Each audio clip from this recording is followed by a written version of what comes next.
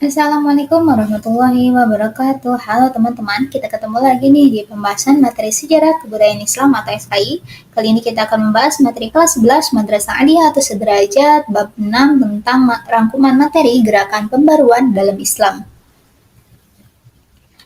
Pengertian pembaruan. Pembaruan dalam Islam adalah upaya-upaya untuk menyesuaikan paham keagamaan Islam dengan perkembangan baru yang ditimbulkan oleh kemajuan ilmu pengetahuan dan teknologi modern. Dalam bahasa Arab, gerakan pembaruan Islam disebut dengan tajdid. Secara harfiah, tajdid berarti pembaruan dan pelakunya disebut mujaddid. Istilah tajdid itu sendiri memiliki arti lain yang lebih luas, di antaranya adalah reformasi, purifikasi, modernisme, dan sebagainya. Gerakan pembaruan mendapatkan momentum ketika Islam berhadapan dengan modernitas pada abad ke-19.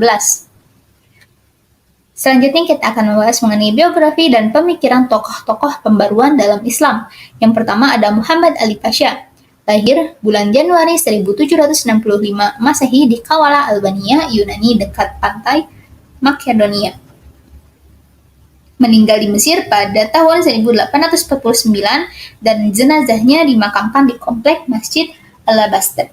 Ayahnya bernama Ibrahim Aga, seorang imigran Turki. Adapun pemikiran Muhammad Ali Pasha dibagi menjadi beberapa bidang. Yang pertama dalam bidang militer. Pada tahun 1815 Masehi, untuk pertama kalinya Mesir mendirikan sekolah militer yang sebagian besar instrukturnya didatangkan dari Eropa.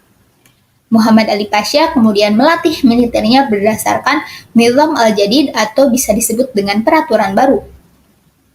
Bidang ekonomi dan sosial, yakni yang pertama membangun sistem irigasi, dan yang kedua menyelesaikan pembangunan sebuah terusan kuno yang menghubungkan antara Alexandria dengan Sungai Nil. Selanjutnya dalam bidang pendidikan, dibentuknya Kementerian Pendidikan. Yang kedua, dibentuknya berbagai sekolah seperti sekolah militer, sekolah teknik, sekolah kedokteran, sekolah pertanian dan apoteker, serta sekolah pertambangan dan sekolah penerjemahan. Yang ketiga, mengirim pelajar ke Perancis untuk belajar pengetahuan berupa sains dan teknologi barat di Perancis. Muhammad Ali Pasha menerbitkan majalah Al-Waqai Al-Misriyah, berita Mesir, berbahasa Arab, yang pertama kalinya pada tahun 1828 Masehi.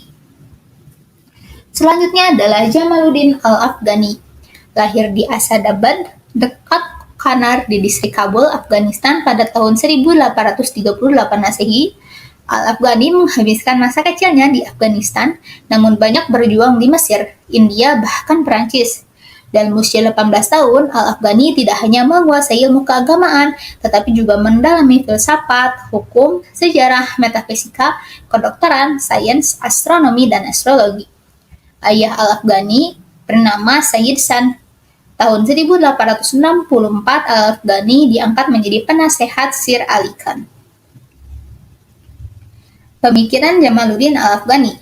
Jamaluddin Al-Afghani menulis risalah dengan judul Risalah fil Arwad Al-Masihiyah. Jamaluddin Al-Afghani pernah menerbitkan jurnal Al-Urwah Al-Wusqa yang mengecam keras Barat. Jurnal tersebut juga dikenal sebagai jurnal anti penjajahan.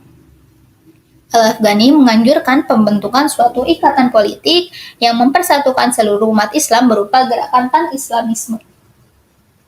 Al-Afghani mendapat julukan sebagai Bapak Nasionalisme Islam. Al-Afghani menilai penyebab kemunduran di dunia Islam adalah tidak adanya keadilan dan syuro atau dewan serta tidak setianya pemerintahan pada konstitusi dikarenakan pemerintahan yang sewenang-wenang. Bagi Al-Afghani, pemerintahan rakyat adalah pemerintahan yang terbatas, pemerintahan yang dapat dipertanggungjawabkan kepada masyarakat. Tokoh selanjutnya adalah Muhammad Abduh. Lahir di Pedusunan Delta Nil, Mesir pada tahun 1849. Dalam usia 12 tahun, Muhammad Abduh telah hafal Al-Quran. Pada usia 13 tahun, ia dibawa ke Tanta untuk belajar di Masjid Al-Hamdi. Adapun pada tahun 1866, Muhammad Abduh meninggalkan istri dan keluarganya menuju Kairo untuk belajar di Al-Azhar. Muhammad Abduh meninggal pada tanggal 11 Juli 1905 Masehi. Selanjutnya adalah pemikiran-pemikiran dari Muhammad Abduh. Yang pertama, faktor utama kemunduran umat Islam adalah jumud. Jumud yaitu keadaan membeku atau statis sehingga umat tidak mau menerima perubahan yang dengannya membawa bibit kepada kemunduran umat saat ini. Yang kedua, di bidang masalah ijtihad, ajaran-ajaran yang terdapat dalam Al-Quran dan hadis bersifat tegas, jelas, dan terperinci menurut pemikiran Muhammad Abduh.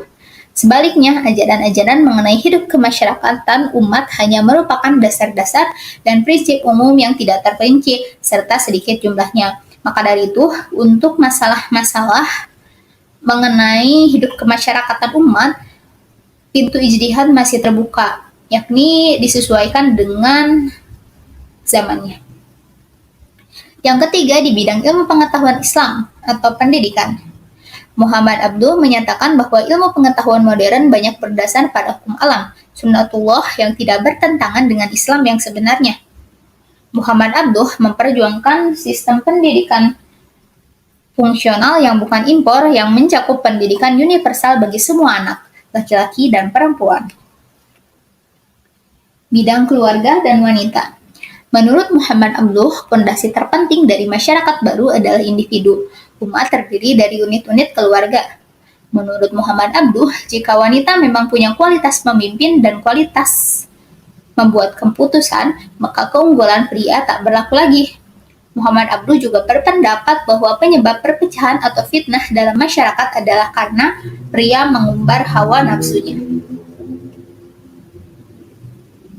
Tokoh selanjutnya adalah Muhammad Rashid Ridho. Lahir di Kolamun, Lebanon, dekat dengan Tripoli, Suriah, 27 Jumadil Ula 1282 Hijriah atau 23 September 1865 Masehi. Nama lengkapnya adalah Muhammad Rashid bin Ali Ridho bin Syamsuddin bin Bahauddin Al-Qalmuni Al-Husaini. Rashid Ridho juga seorang pengikut tarekat Naqsabandiyah. Rashid Ridho meninggal di Mesir 22 Agustus 1935 Masehi, kemudian dimakamkan Kairo, Mesir bersebelahan dengan makam gurunya Muhammad Abduh. Jadi Muhammad Rashid Ridho ini merupakan muridnya Muhammad Abduh yang telah kita jelaskan sebelumnya ya.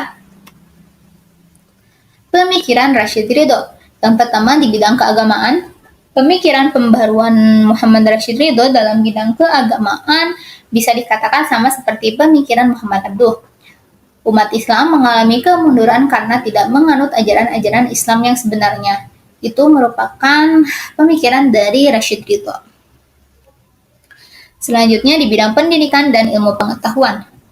Ilmu-ilmu pengetahuan umum dimasukkan ke dalam lembaga-lembaga pendidikan milik umat Islam. Untuk mencapai tujuannya, dibentuklah Lembaga Pendidikan Al-Dakwah wal Irsyad pada tahun 1912 Masehi di Kairo, Mesir.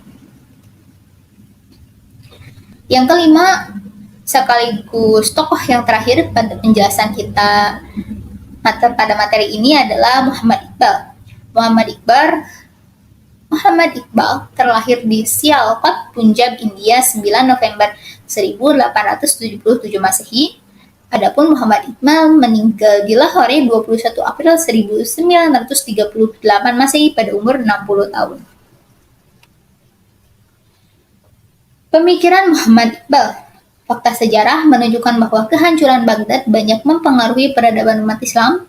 Yang kedua, adanya kecenderungan umat Islam terjerembab pada paham fatalisme yang menyebabkan umat Islam pasrah kepada nasib dan enggan bekerja keras.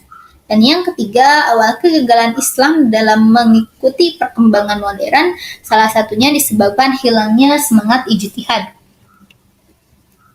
Selanjutnya adalah solusi yang ditawarkan Muhammad Iqbal.